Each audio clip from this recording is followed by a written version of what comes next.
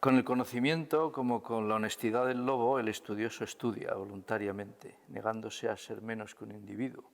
Da su opinión y la mantiene, presta servicio cuando no hay recompensa y es demasiado solitario para dar la impresión de que hay cosas que le afectan, no porque no tenga sentimientos, sino porque tiene demasiados.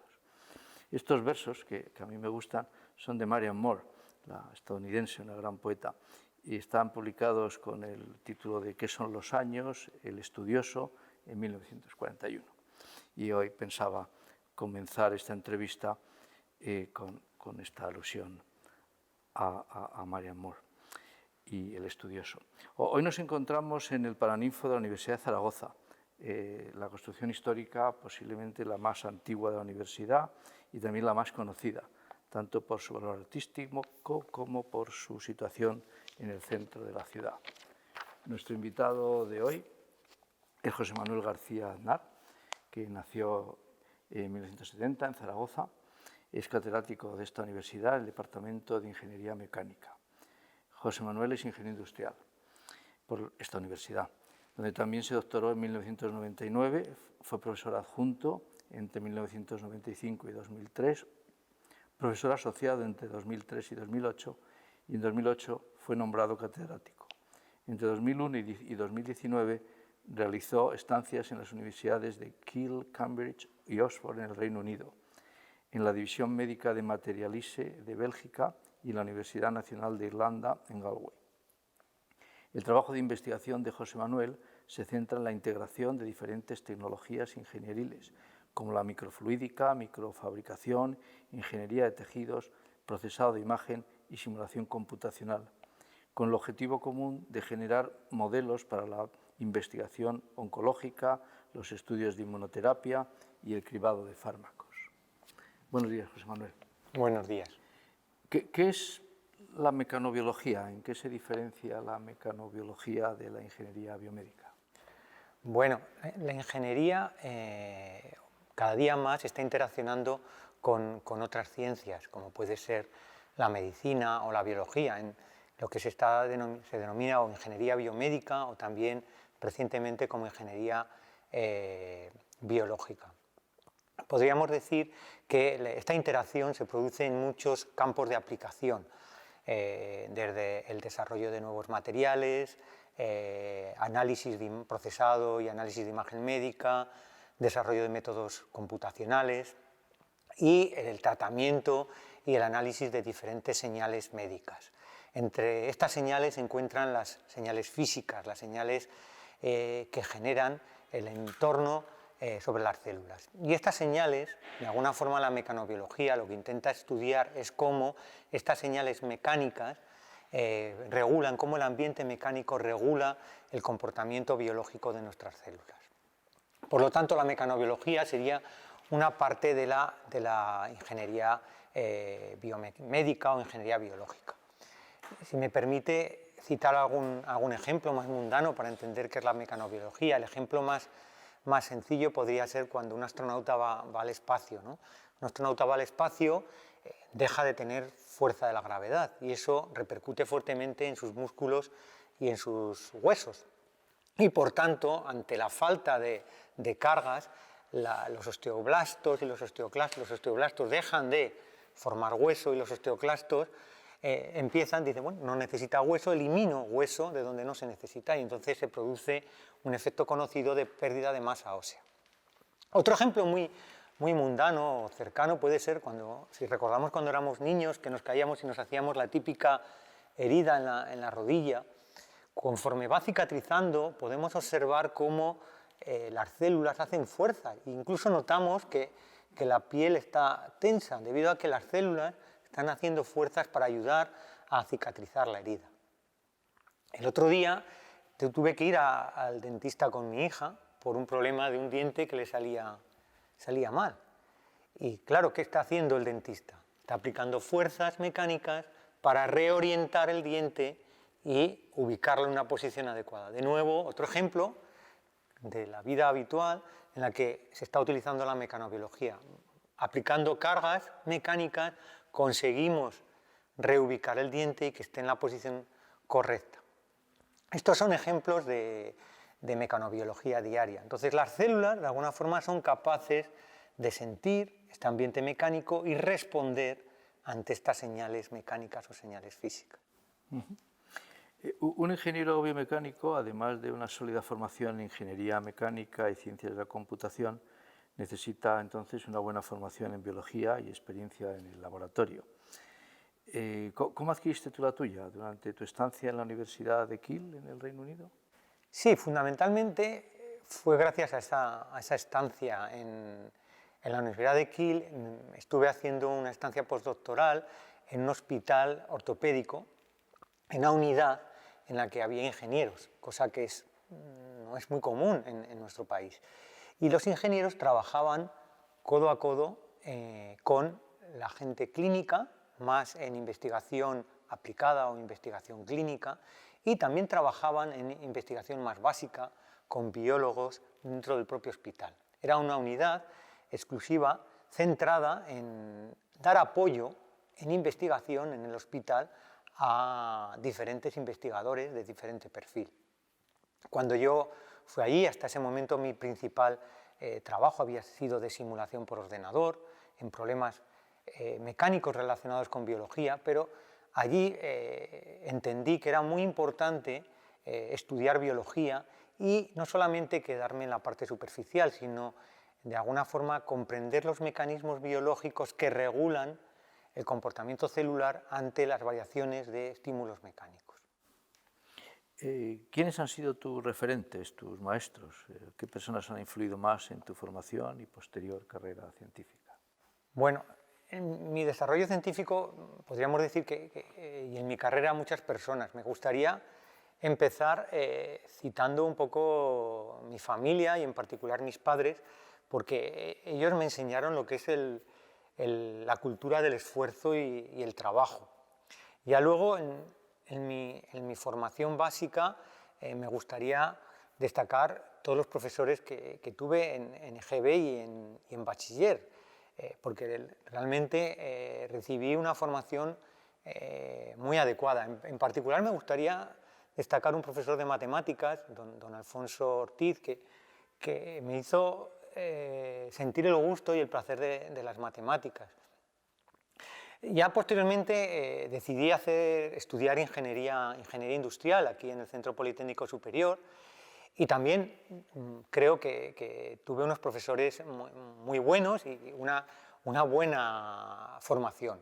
Al finalizar la carrera decidí hacer la tesis doctoral, mi director de tesis fue el profesor don Manuel Doblaré, que me enseñó a empezar a trabajar en investigación y con el que desarrollé mi tesis doctoral. Posteriormente realicé una estancia postdoctoral en la Universidad de Kiel con el profesor Jan-Hermann Kuiper, el cual me gustaría destacar que me enseñó una cosa que me permitió es valorar la importancia de los detalles en la investigación, la importancia que consiste en estudiar lo pequeño, no solamente el gran resultado, sino los pequeños detalles.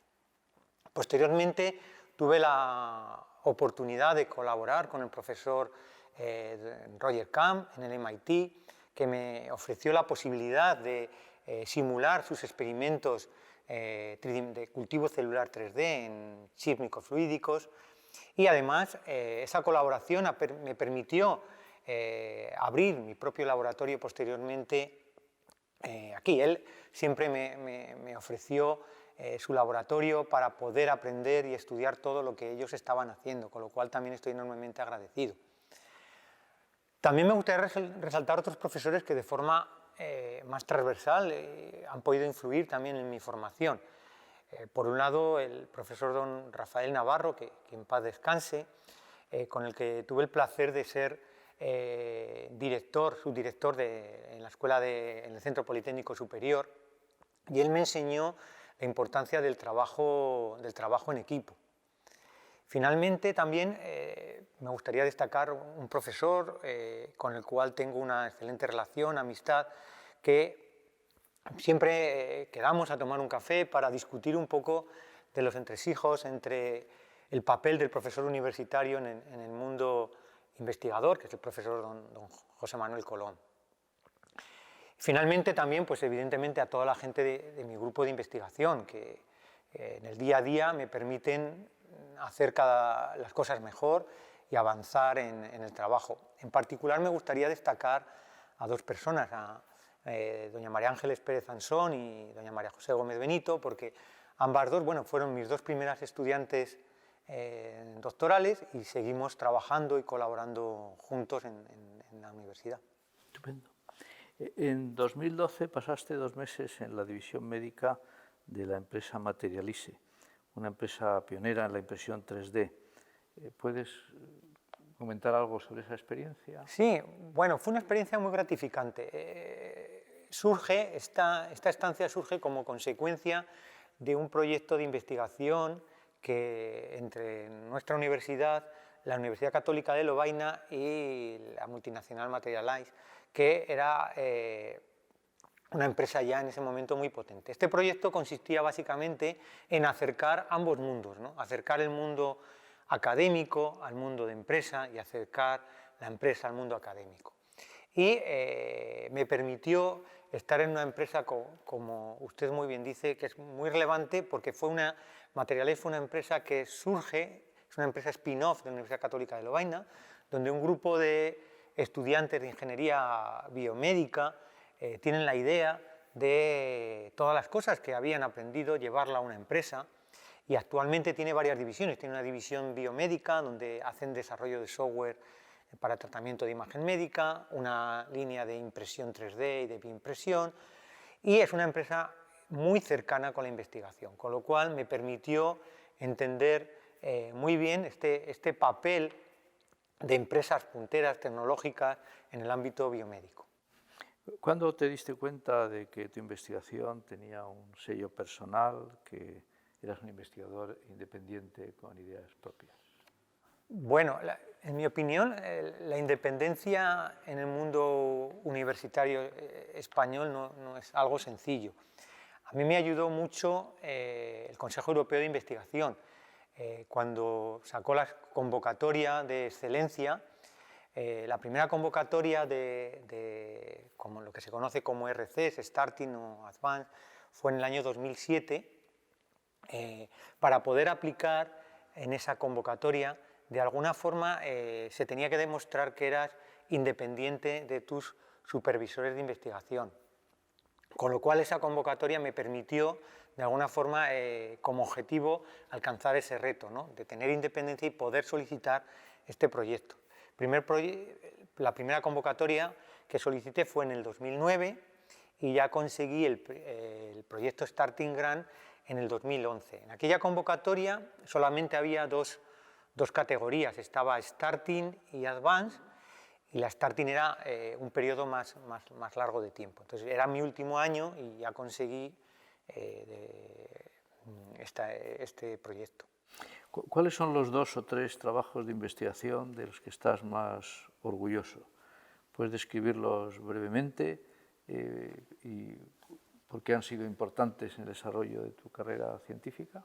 Bien, podría destacar fundamentalmente 3 trabajos. Uno podría ser el trabajo que desarrollé, que inicié en la Universidad de Kiel, de cómo el ambiente mecánico regula el proceso de crecimiento de nuestros tejidos. Fundamentalmente allí trabajé en el proceso de formación del callo óseo, cómo en función de cómo es la fractura, cómo es el ambiente mecánico que ahí se genera, se forma un callo de fractura que lo que hace es de alguna manera generar una estabilidad mecánica que permite la regeneración del hueso, y allí me permitió empezar a trabajar fuertemente, estudiar biología y ver cómo nuestros tejidos regulan el proceso de crecimiento, estableciendo formulaciones, modelos para entender bien cómo es el proceso de crecimiento del callo óseo. Además, ese punto de partida me ha permitido actualmente trabajar también lo que son los modelos de crecimiento de tumores, que desde un punto de vista conceptual, matemático, pues es bastante similar. Eso podría ser una primera línea. Otra segunda como consecuencia de una tesis, desarrollamos un modelo de adhesiones focales, que son las adhesiones de interacción que se producen entre las células y los materiales o las matrices extracelulares. Este modelo permitió una colaboración bastante intensa con el Instituto de Bioingeniería en Cataluña, en concreto con el grupo del profesor Xavier Trepat y Pere Roca-Cussach. Y este modelo de adhesión focal lo utilizamos en dos líneas. Por un lado, en entender cómo en función del ambiente mecánico estas adhesiones se fortalecen, crecen y hacen que regulan el comportamiento de las células en cómo interaccionan con los materiales. Y por otro lado, desarrollamos un modelo de migración colectiva que permitió analizar que la migración de las células, cuando se produce de forma colectiva, es mucho más eficaz y eficiente que cuando tenemos migración individual. Esto es muy importante en procesos de desarrollo biológico y también para desarrollo de enfermedades como por ejemplo el cáncer. Y por último, el tercer tema en el que estoy también bastante contento es más experimental en la parte del desarrollo de chips microfluídicos, el desarrollo de esferoides tumorales. Hasta ahora casi todo lo que existe en bibliografías consiste en desarrollar esferas de tumores en lo que se conoce como la técnica de gota colgante y luego incorporarla en un cultivo tridimensional. Nosotros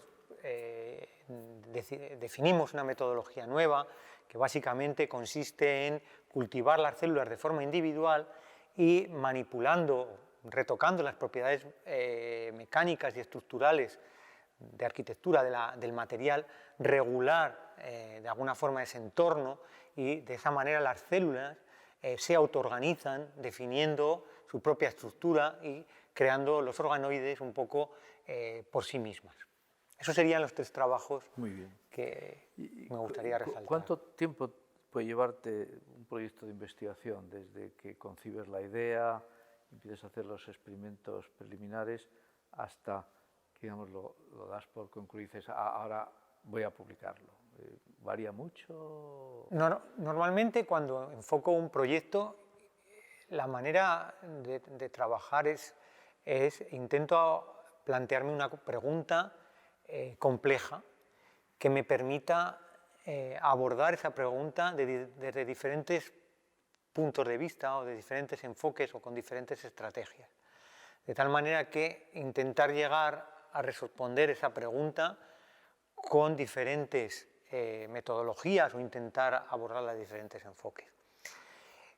Eso hace que conforme vas obteniendo conclusiones en cada uno de esos enfoques puede ir saliendo las correspondientes publicaciones. Luego al final los proyectos, el tiempo evidentemente lo va marcando muchas veces la convocatoria en la que tú aplicas. Entonces intentas pensar proyectos o preguntas que puedas responder en el tiempo de la convocatoria. A veces no lo consigues y hay proyectos que puedes empezar y que dejas abierto durante mucho tiempo. Pero intento ceñirme en lo posible a las convocatorias. Cuando escribes un proyecto o un artículo científico, lo puedes hacer a cualquier hora del día, en cualquier lugar. ¿Reescribes mucho o necesitas estar más aislado? ¿Cómo lo haces? Para mí, voy a empezar para mí lo más difícil cuando escribes es enfrentarte al papel en blanco.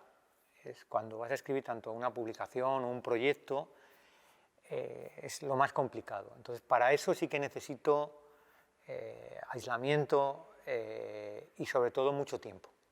No puedo hacer eso con una hora, necesito concentrarme y para empezar necesito ese tiempo, estilo de vida monacal, por decirlo de alguna forma.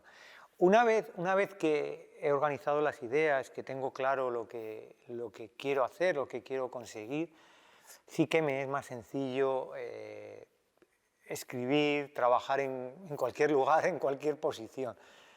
De hecho, es gracioso porque muchas veces mi mujer me hace fotos en sitios estrambóticos trabajando, pero bueno.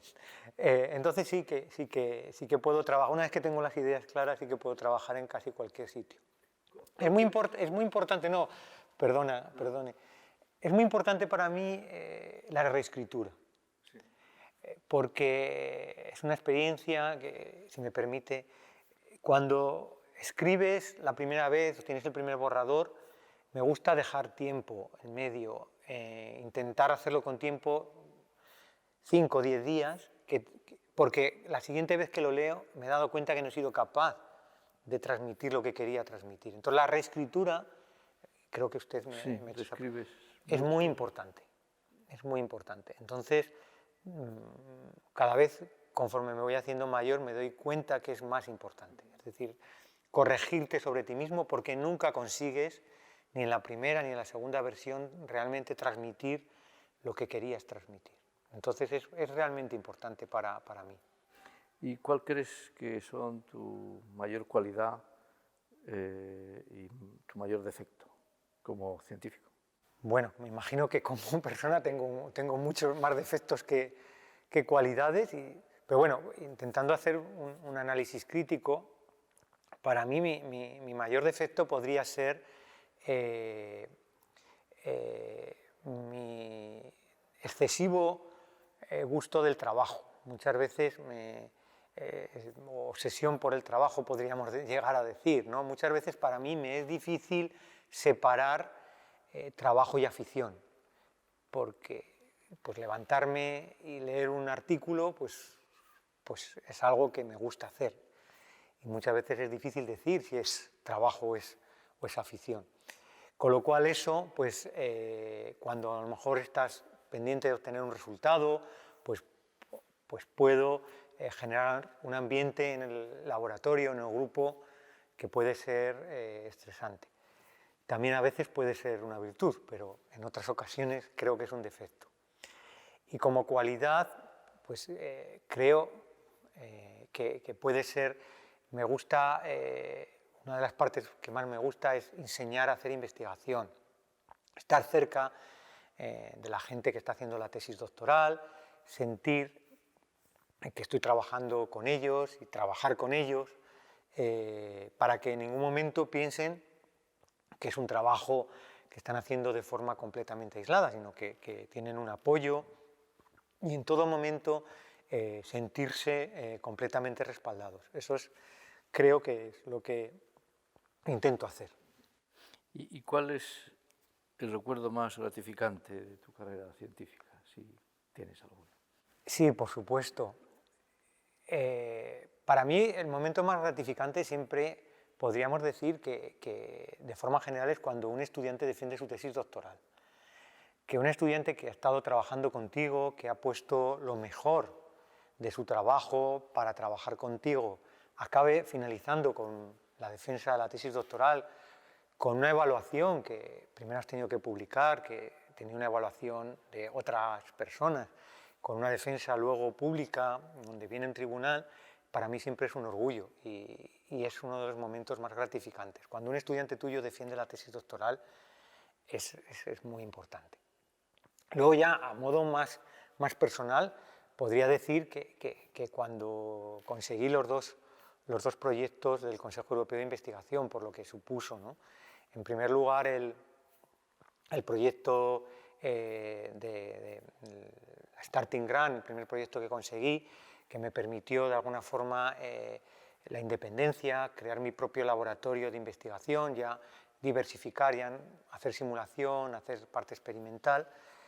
Fue un apoyo muy importante, fue un momento muy gratificante. Y ahora recientemente la concesión del proyecto RC, el Advanced Grant, que de alguna forma pues es una posibilidad de hacer un proyecto en lo que tú crees, algo que te gusta, y de alguna forma pues ya es un poco consolidar o verte como un investigador senior, pues es algo que también ha sido muy positivo. Y es una pregunta relacionada, ¿cómo te sientes entonces de tus propios logros y lo que has alcanzado hasta ahora?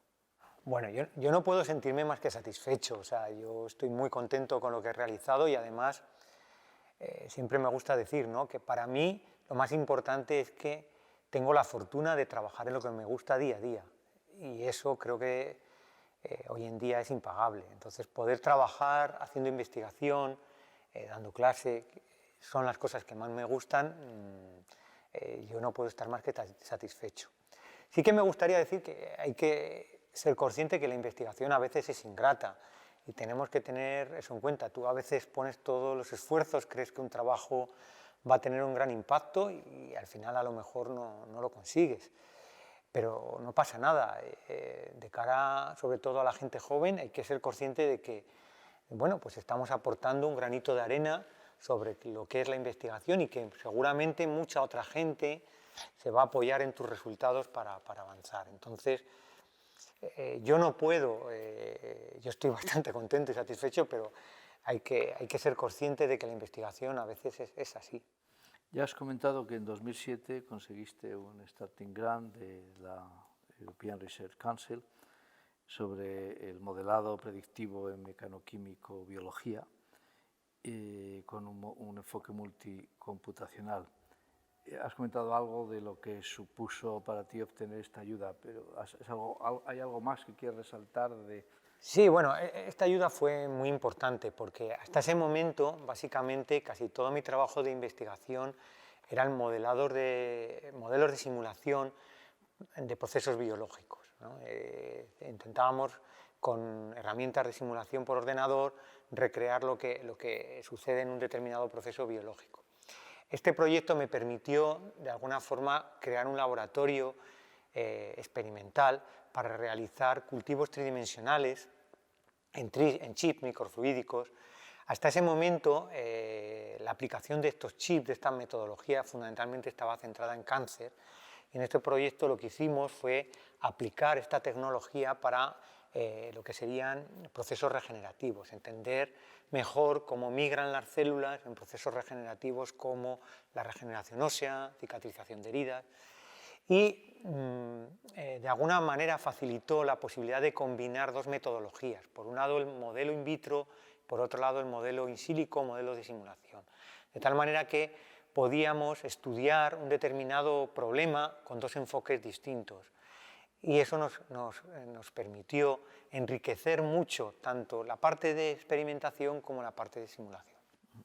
Recientemente también has comentado, conseguiste un Advance Grant del ERC o del European Research Council, que es sobre migración individual y colectiva del sistema inmune celular.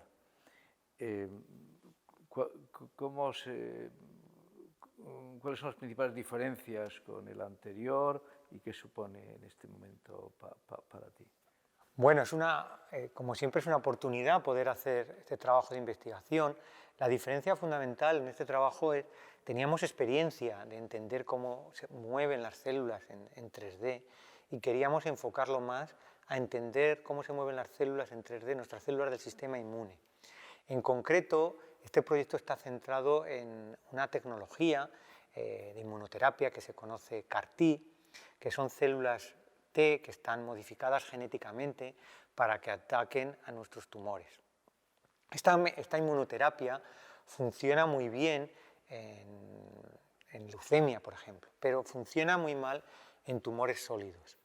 Entonces, ¿por qué? Se cree, hay diferentes hipótesis. El tumor sólido presenta un ambiente inmunosupresivo muy fuerte, pero a la vez un ambiente mecánico aberrante, muy rígido. Y nuestra idea, la idea de este proyecto surge de alguna forma para intentar entender cómo las células CAR-T se pueden mover dentro de este ambiente tan agresivo como es el del tumor, un tumor sólido. Entonces, para eso en este proyecto de nuevo planteé como consecuencia del proyecto una aproximación en dos direcciones. Por un lado, utilizando chips microfluídicos, crear organoides tumorales de tumores sólidos. Organoides tumorales básicamente son organoides en miniatura in vitro que nos permitan recrear estos organoides tumorales para simular in vitro cómo se mueve, cómo interactúan las células CAR-T sobre el tumor sólido.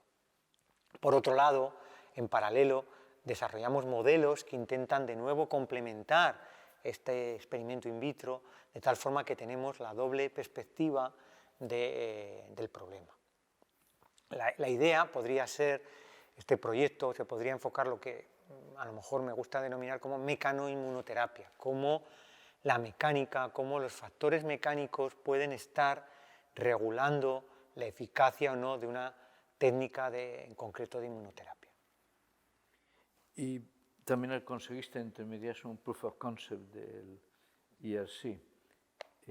¿Fue como un puente entre el starting grant y el advance? ¿O? Sí, bueno, realmente fue como un coletazo final de la starting, porque al finalizar el proyecto con los investigadores que lo desarrollamos, nos dimos cuenta que se habían desarrollado un montón de software que se podía utilizar para que otros investigadores pudieran cuantificar, medir cómo se mueven las células en 3D. Entonces lo que hicimos es pedir una prueba de concepto para intentar crear una plataforma gratuita que la gente colgaba sus imágenes y entonces hacía un procesado de esa imagen para determinar pues, velocidades de las células, trayectorias, un estudio específico de experimentos, y en esa prueba de concepto también se valoraba la posibilidad de crear una spin-off que pudiera dar salida a este material que habíamos desarrollado en el proyecto anterior. ¿Podrías comentarnos algo sobre tu método de colaboración con otros científicos? ¿Eres capaz de crear una especie de tercera persona que no se parece a ninguno de los colaboradores o cada uno mantiene su personalidad?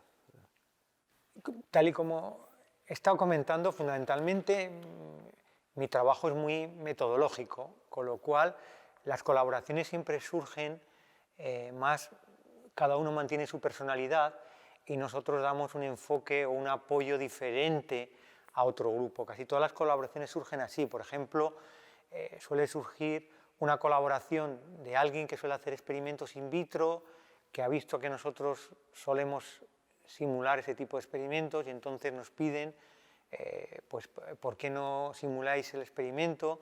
Y entonces al simularlo pues vemos cómo los resultados que se obtienen de ese experimento son más enriquecedores al verlo con un modelo, porque nos hacemos preguntas un poquito diferentes. Hay veces que también surgen colaboraciones con investigadores que hacen más experimentación en modelo animal y que a lo mejor quieren plantear un modelo in vitro tridimensional que permita a lo mejor tener un mayor control del entorno, y entonces hay una colaboración más cercana en intentar recrear un ambiente concreto que ellos quieran conseguir en 3D. Entonces normalmente surge como una complementariedad al trabajo que ellos están realizando. Y estás estrechamente ligado a la Universidad de Zaragoza en tu carrera profesional. ¿Qué opinas de compaginar la investigación con la enseñanza? ¿Te lleva mucho tiempo la docencia? Bueno, ambas tareas son bonitas y llevan tiempo. Es verdad que he pasado por crisis de intentar dar menos horas de clase. De hecho, alguna vez he tenido reducción docente, pero me he dado cuenta que tampoco consigo estar completamente satisfecho. Me gusta esa combinación. Creo que la docencia y la investigación van bien juntas de la mano, son como las dos caras de la misma moneda. Entonces, cada vez me satisface mucho ir a dar clase, encontrarme con los alumnos y de alguna forma vivir ambos mundos, ¿no? El mundo de la investigación y el mundo de la docencia. Ambos son ciertamente, requieren mucho tiempo, pero la verdad que la docencia es muy gratificante. Los alumnos, los estudiantes agradecen mucho cuando de alguna manera tú intentas masticar los conocimientos y de alguna forma trocearlos, ¿no? Para que ellos puedan adquirirlos y entenderlos. Cuando tú haces ese esfuerzo, y ellos lo agradecen y al final ves de alguna manera reconocido tu esfuerzo diariamente en tu trabajo día a día. Con lo cual, al final creo que esa combinación de ambas tareas a mí personalmente me llenan y me satisfacen. ¿Cuál es la mejor preparación intelectual para un aspirante a investigador en mecanobiología que quiera desarrollar una carrera en esa área o incorporarse a tu grupo, por ejemplo? Para mí lo más importante, y hablamos de investigación en general, parece que sea obvio, que sea muy sencillo, pero creo que no lo es. Es una formación casi de primaria, es saber leer y saber escribir bien. Parece que es sencillo, pero yo creo que no lo es. Saber leer bien y saber escribir bien no es tan sencillo. Y es muy importante en la carrera de un investigador. Porque cuando lees un trabajo científico tienes que saber, evidentemente, distinguir lo importante de lo secundario y saber leer dónde están los detalles que al final son determinantes en tu trabajo. Pero si es difícil leer, todavía es más difícil escribir, como he dicho antes. Porque para mí, personalmente, creo que es muy difícil transmitir bien lo que tienes en tu cabeza en el papel para que otra persona sea capaz de entender lo que tú quieres transmitir. Puede ser, pero creo que es muy importante, y esa formación básica, hay gente que llega al final de unos estudios y tiene dificultades en lectura y dificultades en escritura. Para mí son pilares fundamentales, para cualquier investigador. Luego, evidentemente, si ya nos centramos en el ámbito en el que yo trabajo, pues es importante tener conceptos de mecánica del sólido, biofísica, biología celular, simulación numérica. Pero para mí lo más importante, repito, es saber leer bien y saber escribir. ¿Y qué ventajas te han proporcionado el conocimiento y la investigación a lo largo de tu vida? Bueno, podría decir que la investigación es parte de mi vida, o sea, no es así. Pero desde luego, dos cosas fundamentalmente. Primero, podría decir la inquietud y la motivación por ir mejorando cada día, ¿no? Sobre todo mejorándote a ti mismo en todas las facetas de la vida. Creo que es un objetivo que tenemos, o que yo por lo menos me planteo, ¿no? El intentar hacer las cosas mejor en tu trabajo, en tu vida diaria, en casa, con tus compañeros. Creo que eso es importante y eso es un poco lo que te marca la investigación. Ese espíritu crítico, ¿no? Cuando haces las cosas, tu primera impresión es que siempre has hecho todo bien, pero si revisas lo que has hecho, te das cuenta de que como humanos que somos cometemos errores. Ese espíritu crítico de que a lo mejor en un día has hecho algo que no deberías haber hecho, pues intentar mejorarlo para evitar volver a caer en ese error, ¿no? Eso creo que es mucho del método científico y creo que sí que intento llevarlo en el día a día. Se me han terminado las preguntas. José Manuel, ¿te gustaría añadir algo a nuestra conversación?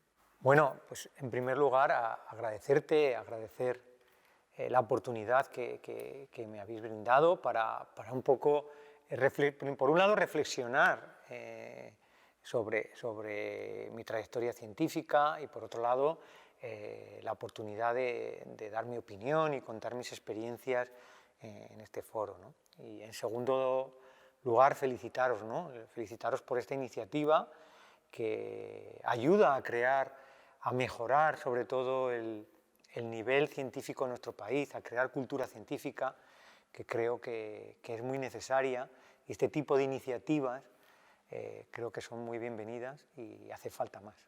Muchas gracias. Esta entrevista, como las anteriores, se emitirá en directo en una fecha a determinar próximamente y se enmarca dentro del proyecto de la Fundación de Ciencias de la Salud, que es Nueva Generación de Líderes Científicos.